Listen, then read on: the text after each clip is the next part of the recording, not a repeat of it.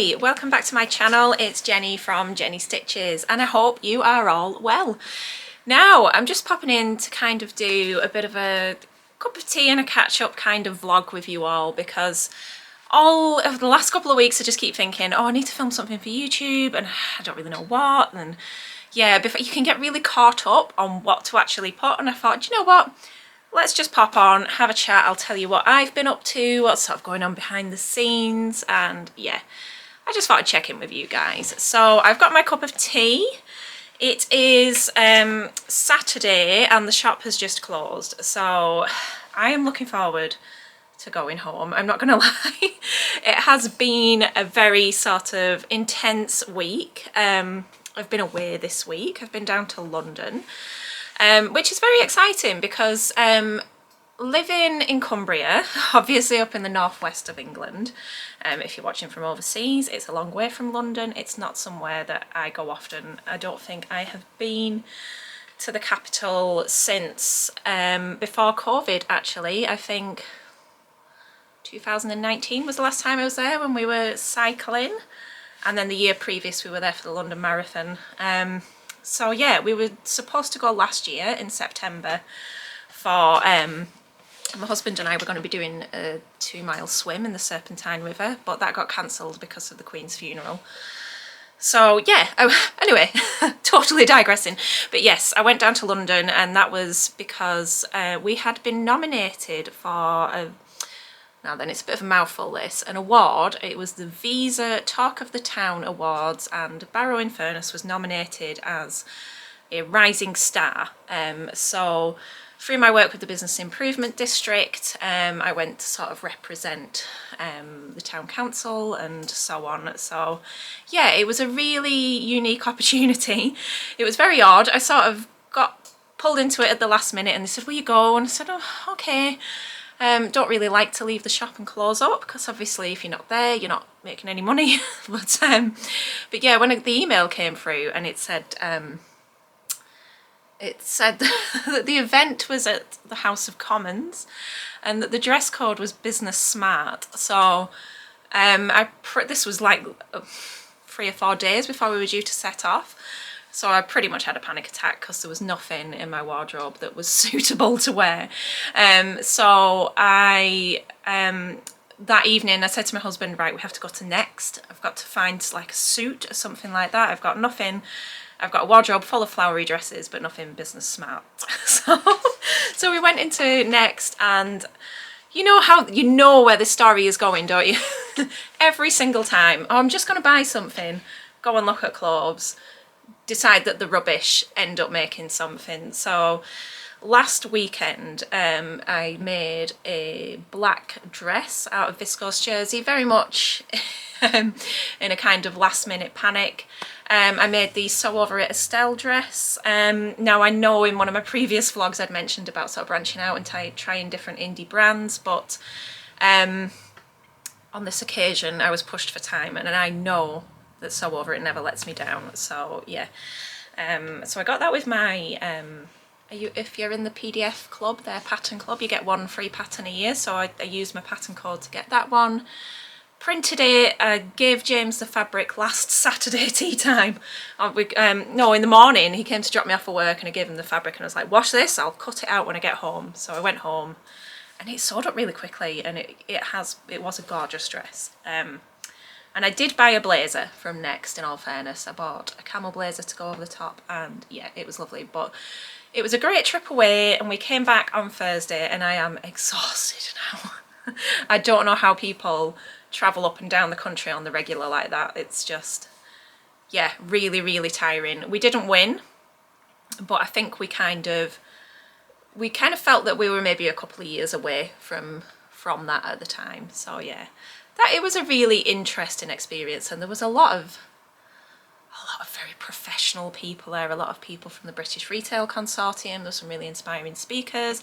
There were a lot of MPs there as well, which was a little bit bizarre. Yeah, it was a totally different world to what I am used to. So yeah, great people watching. So yeah, that's been sort of a big random highlight of my week. But now that I'm back, I'm in full swing for getting ready for the Stitch Festival at the end of this month. It seemed like such a long way away when I booked it, but as these things do, it just came round almost instantaneously, and now we're in March. And I've got my daughter's birthday in March as well, so March is just shaping up to be absolutely wild. So I think we've got another week or two now, and then it'll be back down to London again in a van this time with all this lovely fabric to bring down to the Stitch Festival. So I do hope that lots of you are going to come and say hi. That would be lovely.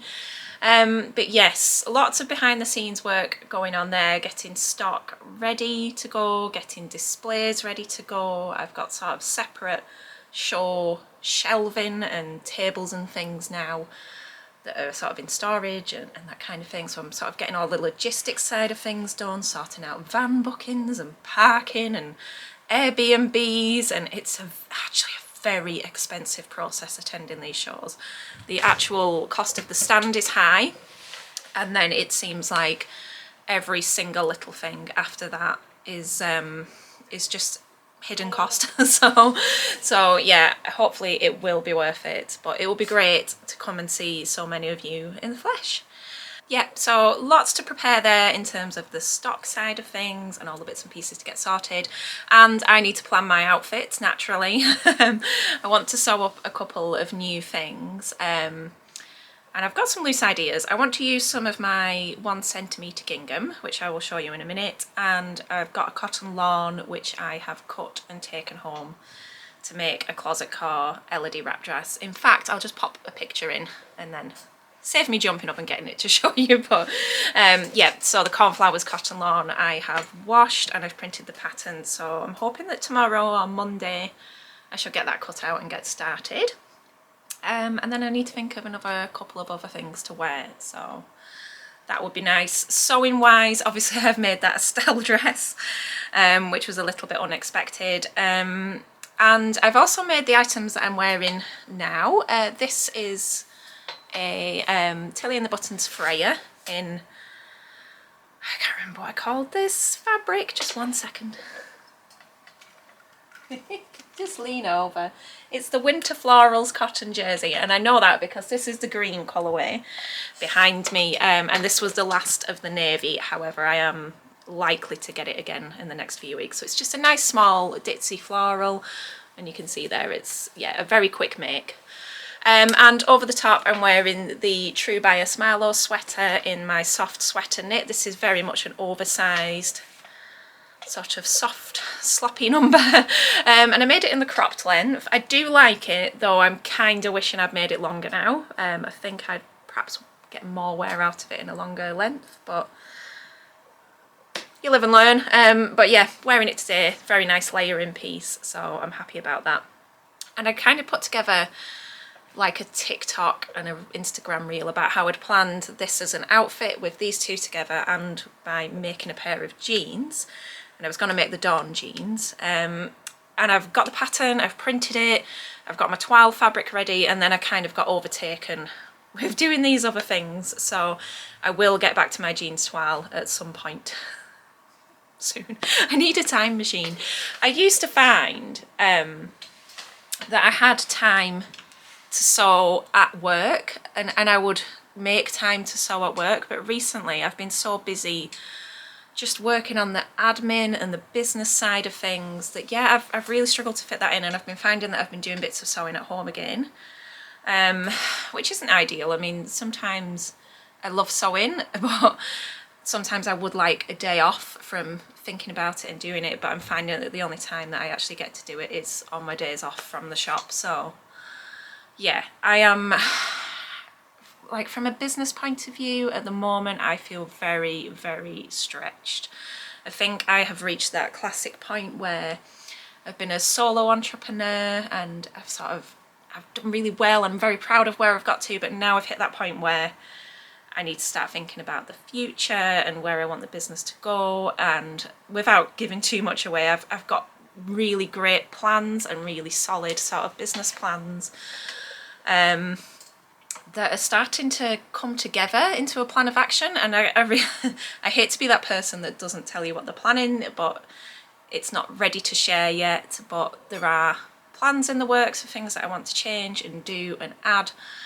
And yeah, I really want to see this business thrive. I want to employ people. I want it to serve the people of this town. I want to serve all of my online customers better with more ranges and more stock and all the things that you want and need.